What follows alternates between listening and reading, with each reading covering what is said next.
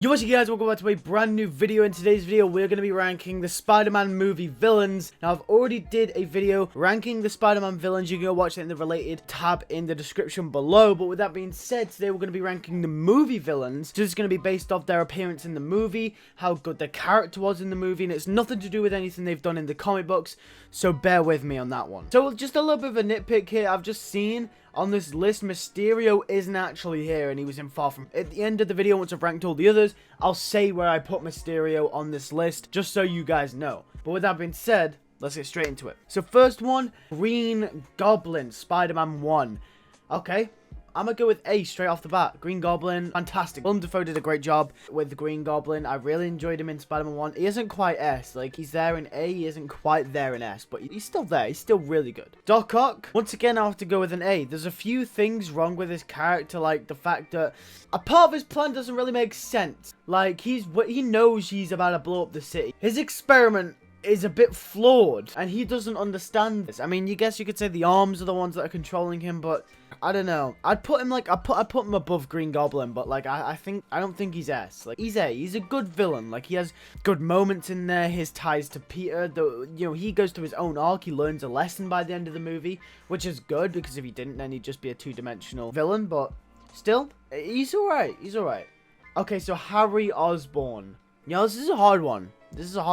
This is top tier A. He's above Goblin and Doc Ock. Now, obviously, the movie that he was in was overstuffed. It wasn't good. But Harry Osborn as a character and then as a villain worked so well. His relationship is built up with Peter. He thinks he's killed his father, and then he's the villain of the third one. It was a perfect setup, but unfortunately the whole Sony thing happened, and Sam Raimi didn't get what he wanted to do with this movie. I think he's top tier A. Harry Osborn, 100% A. Gets redeemed at the end as well, and he dies perfectly. He's almost S, actually. Like, he's almost S. Like, Harry... Actually, you know what? Screw it. Harry Osborn is S. He's a fantastic villain from the Raimi film. Sandman. Once again, he's an A. Raimi does really good well with villains. This one was a different villain, though. Thomas Hayden Church's Sandman Flint Marker wasn't a scientist. He was a scientific experiment gone wrong. He was in the wrong place at the wrong time, and all he wanted to do was save his daughter. He goes through the whole forgiveness arc because he's actually the real killer of Uncle Ben. And that was brilliant. He was forgiven by Peter by the end, and he explains to Peter what all he really wanted. And the relationship that he has with Peter in this movie is a little bit more personal than all the others, because he ties to Uncle Ben's death. Raimi villains are really good, aren't they? Okay, no. Okay, not all of them.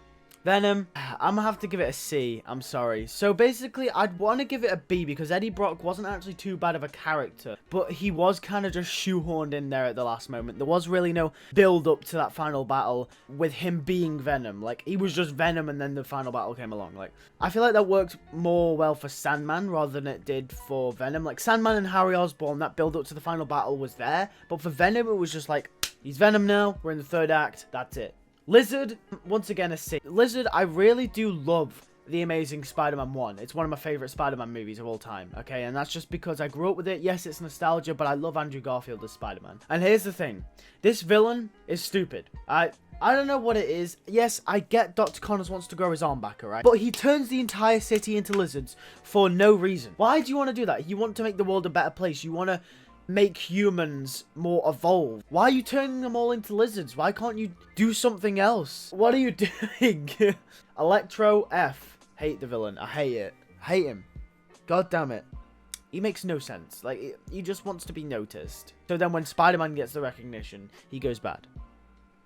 He is a nerd. I do feel sorry for him at the start of the film, but he's a terrible villain. He doesn't make any sense. His character changes personality like halfway through the film. Rhino, never got to see much of him. F. He's just a crook with a mechanical suit. Green Goblin, Harry Osborn in TASM 2. I'm gonna give him a B. He was actually decent. Like, Harry Osborn was one of my favorite parts of that movie. Harry Osborn as the Green Goblin was pretty good because his motivation made sense. He was dying and he wanted Spider-Man's blood. Spider-Man wouldn't give him his blood. And that was a really cool scene as well. And then Harry's obviously gonna get pissed off that he can't have Spider-Man's blood. It's really cool. I really did enjoy Harry Osborn as Green Goblin. Vulture. He's an S. Vulture's an S, 100%. Vulture's character is so solidified in that movie. Everything he does makes sense. He's trying to provide for his family. There's the motivation. The reveal about him being Liz's dad, even better. Like, that sealed the deal for me. The reason it does is because it creates that suspense between Peter and the villain. Now, if you've noticed, Vulture is the villain where he doesn't really have any ties to Peter Parker. He has ties to Tony Stark. Why I love Homecoming so much is because they take that, but then they also apply it to Peter halfway through this film. So they make it so that Liz's dad is the Vulture. And obviously Peter likes Liz and he's going on a date with her, so that means that now there is that tie to Peter and there's that personal connection. And it makes it even more satisfying and tense when they fight in the final battle, and it makes it so much more just... I don't know what the word is. It just feels right. And it feels cool. But yeah, Vulture's 100% F. Shocker. He's a side villain. He's an F. He's just there. I'm sorry. You're not bad. You're not bad. But you're just kind of there, Shocker. So, sorry. Who do we have next? Who is this? Is this the Green Goblin from Into the Spider-Verse? I think it is the Green Goblin. No, he wasn't. I'm gonna give him a C. Green Goblin's always cool to see on screen, especially Norman Osborn as Green Goblin. We got to finally see the ultimate Green Goblin. He was terrifying, let's put it that way. But yeah, C. He wasn't really too big of a deal. He's low tier C, almost F. Like he didn't really do. Kingpin, I'm gonna give a B. He was a good villain Into the Spider-Verse, menacing. You know, really set up a challenge for Miles. So I thought he was a good villain. Tombstone, once again another villain. I've got to give him an F, don't I though? Just a side villain. He's just there really. Scorpion, once again. He was just kind of a side villain. He didn't really do much.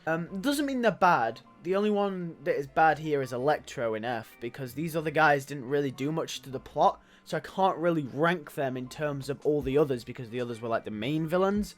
But Electro is the only one that really deserves to be there. I'm gonna just make that clear, okay? I really don't like Electro in The Amazing Spider-Man 2. I don't know if you could tell. Prowler. Oh! Prowler! Oh! My guy. S! Oh! Prowler is mad. Oh, I love Prowler. Prowler, high tier S, man. This guy in Into the Spider-Verse was amazing. Once again, it's the personal connection with him and Miles. Like, it's so cool to see Prowler on screen, and he was awesome. And man, when he died, yo, that hit hard. That shit hit hard. Lady Octopus, she was pretty cool actually, but I'm gonna give her a I'm gonna give her a B. I'm gonna put her next to Kingpin. I'm gonna give her a B. She was decent. She was decent. I actually forgot to rank Mysterio. Like I said, I was going to do it at the start of the video. While I'm editing this back, I just realized. But anyway, I'm going to give Mysterio an A. That's where he's going to go. He was a good villain. Liked him. Cool. Far From Home. Nice. There's my Spider-Man villains ranking. If you did enjoy this video, make sure to hit that like button and subscribe if you are new. Tell me what you guys think in the comments below. What is your ranking for the Spider-Man villains? And with that being said, thank you guys for watching, and I'll see you guys in the next one. Peace.